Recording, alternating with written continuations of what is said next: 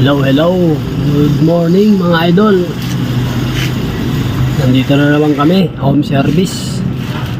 So, magkakabit kami rito ngayon ang shower enclosure mga idol. So, papunta na po kami sa paggagawaan. Ito na. Una namin kinabit ito mga idol, yung frame natin. So, ang frame natin mga idol is 798. Ayan po yung jam. May rubber po yan mga idol. So kailangan natin malinis bago natin salpak itong mga panel. Ito na, ayan mga idol oh. Unang panel to mga idol. Ito kasi yung isang panel na to fix na lang mga idol, pero may gulong po yan. Pero para pantay na pantay, salpak pa rin natin. May gulong po yan mga idol. Pero ito ipipix natin.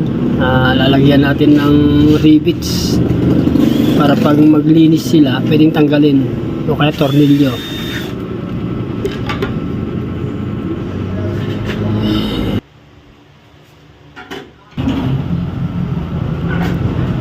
So handle na po tayo mga idol.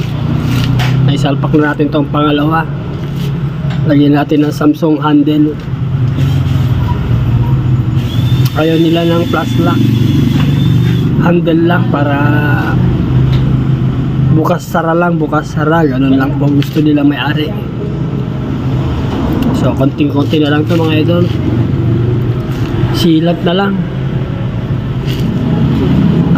Check na natin lahat yung mga dapat ayusin dito sa mga frame. Hindi gaano nakahulog kasi itong mga tiles dito, so magdidepende na lang po tayo sa silat mga idol.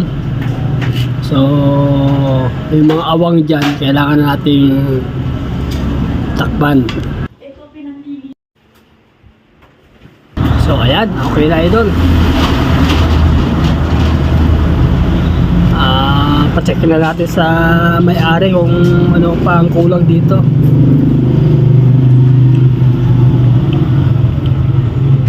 Fix na po itong isang gilid. Ito lang ang i-slide pinakapintuan. Reflected po yan mga idol. Reflective glass. So pagbukas mo, ayun. Thank you mga idol. Next time ulit.